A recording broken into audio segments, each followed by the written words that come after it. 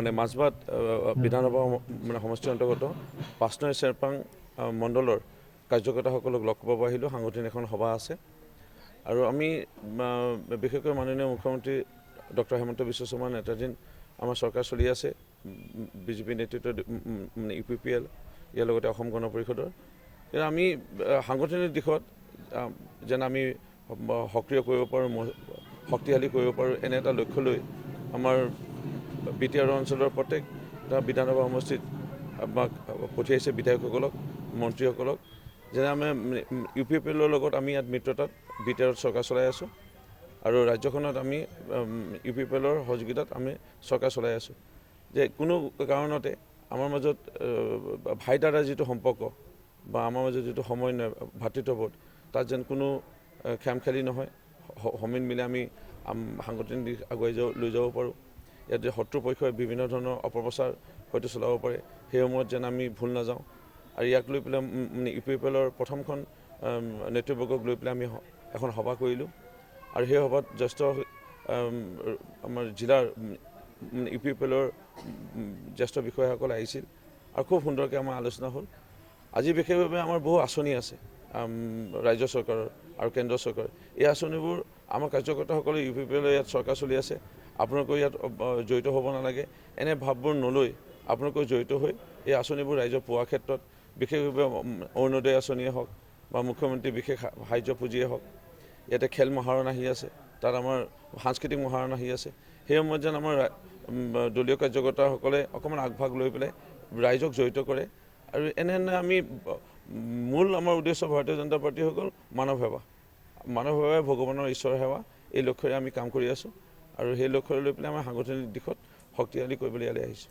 এতিয়া বাগানৰ যাত্ৰা যেতিয়া বিফল হ'ল, এতিয়া চাঙৰ যাত্ৰালৈ গ'ল। চাঙৰ লোকসকলৰ কাৰণে আজি কাষ্ট চাৰ্টিফিকেটে ভাল ধৰণে কংগ্ৰেছৰ চৰকাৰ সময়ত দিব নোৱাৰিলে। সেই লোকসকলৰ যে এজন মন্ত্ৰী দি পেলাই শিক্ষা ব্যৱস্থা ৰমেশ পেগুৰ দৰে ভাল কৰিব লাগিছিলে, সেইবোৰ কথা চিন্তা নকৰিলে।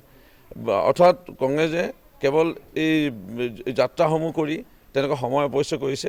তেনেকৈ 20 বছৰৰ কাৰণে মই জনাত মই এটাই পৰামৰ্শ আগবঢ়াওঁ কংগ্ৰেছ দলটোক, যে 20 বছৰ এই কুম্ভকৰ্ণৰ নিদ্ৰা যোৱাই ভাল, শক্তি গোটাই শুই থকাই ভাল। কাৰণ 20 বছৰলৈকেতো মুখ্যমন্ত্ৰী ডক্টৰ হিমন্ত বিশ্ব শৰ্মাৰ চৰকাৰ থাকিবই। মই ভুল কৈছোঁ, 25 বছৰলৈকে থাকিবই। 25 বছৰ পিছত আকৌ হাৰ পাৰিলে আহক। এতিয়া তেনেকৈ আকাশ যাত্ৰা কৰক, তেনেকৈ পাতাল যাত্ৰা কৰক, তেনেকৈ স্বৰ্গ যাত্ৰা কৰক, তেনেকুৱা আৰু এই চাং যাত্ৰা, বাগান যাত্ৰা, এইবোৰ কাম নাই তেনেকুৱা। চাওক, ভাৰতখনক তেনেদৰে ইণ্ডিয়াৰ মাজত দট লগাই ভাগ কৰিব বিচৰাটো অসমৰ ভাৰতৰ সকলো ৰাইজে প্ৰত্যক্ষ কৰিলে, যাৰ কাৰণে তেওঁলোকে সমালোচনাৰ পাত্ৰ হৈছে। আৰু যেতিয়ালৈকে ৰাহুল গান্ধী ডাঙৰীয়া থাকিব, এক প্ৰকাৰ বিজেপিৰ কাৰণে বা মানে আমাৰ কাৰণে খুব ভাল। কাৰণ তেওঁ যিমান দিন থাকিব, এই কংগ্ৰেছ দলটো আৰু আগবাঢ়িব নোৱাৰে। কংগ্ৰেছ দলটো এই ৰাহুল গান্ধীৰ কাৰণে আগবাঢ়িব নোৱাৰে বুলি ক'লেও ভুল নহ'ব। অন্যতম কাৰণ কোন ভূপেন বৰাৰ কথা কৈছে? কংগ্ৰেছৰ সভাপতি, মই নামটোৱে পাহৰাৰ নিচিনা হ'ল। এই ভূপেন বৰা বিহপুৰীয়া সমষ্টিতে এবাৰ নহয় দুবাৰকৈ হাৰিল, লোকসভা ইলেকশ্যন হাৰিল। সেই ভূপেন বৰাৰ নেতৃত্বত যেতিয়াৰ পৰা ভূপেন বৰাই দায়িত্ব ল'লে, কংগ্ৰেছ অকণমান যি আছিল বেয়াও লাগে। ধৰক কংগ্ৰেছত আছিলোঁ কেইদিনমান আগলৈকে, 2.5 বছৰ আগলৈকে, সেই কংগ্ৰেছ দলটোৰ কথা ক'ব বেয়া লাগে। সেই কংগ্ৰেছ দলটো ভূপেন বৰাই দায়িত্ব লোৱাৰ পিছৰ পৰা আৰু বিধ্বস্ত হৈ গ'ল। এখন দুখন ক'ৰবাত আসন পাইছিল, ৰাভা সাহিত্য পৰিষদত, বড়ো সাহিত্য পৰিষদত, BTRতে হওক বা দেউৰী বা কাৰ্বি আংলং সাহিত্য পৰিষদত, এতিয়া ক'তো নোপোৱা হ'ল। আৰু তেওঁৰ নেতৃত্ব লোৱাৰ পিছত উপ নিৰ্বাচন হ'ল, তাতো হাৰিলে, সাহিত্য পৰিষদত হাৰিলে। তাৰপিছত পৌৰসভা নিৰ্বাচন হ'ল, তাতো হাৰিলে। এতিয়া কলেজসমূহৰ ইলেকশ্যন হৈ আছে, তাতো হাৰি আছে। একদম কুফা মানুহ বুলি ক'লেও ভুল নহ'ব ভূপেন বৰা।